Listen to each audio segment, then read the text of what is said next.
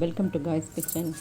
Last time வீடியோவில் hospital போகிறேன், அதனால் க்ளீன் பண்ணுறதா சொல்லியிருந்தேன். இன்றைக்கி அதோட கண்டினியூஷன் தான். கிச்சன் வந்து கபோர்ட் க்ளீனிங்கு.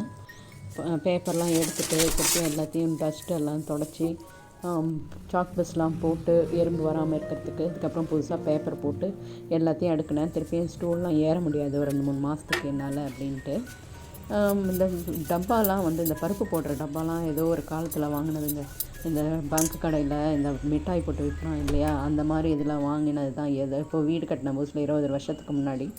ஸோ இந்த தடவை வந்து மீஷோவில் வந்து ஆஃபர் போட்டிருந்தப்போ டப்பா 4 இது இருக்கிற மாதிரி, அதாவது இதுக்குள்ளார 3 மெஷர்மெண்ட்டில் இருக்குது. அந்த மாதிரி தான் வாங்கி எல்லாத்தையும் வாஷ் பண்ணி வெயிலில் காய வச்சு பருப்பெல்லாம் கூட போட்டு எல்லாத்தையும் வச்சுட்டேன், நீட்டாக அடுக்கிட்டேன். ஸோ இன்னும் கொஞ்சம் நாளைக்கு எனக்கு பிரச்சனை இருக்காது க்ளீனிங் ஒர்க்கு.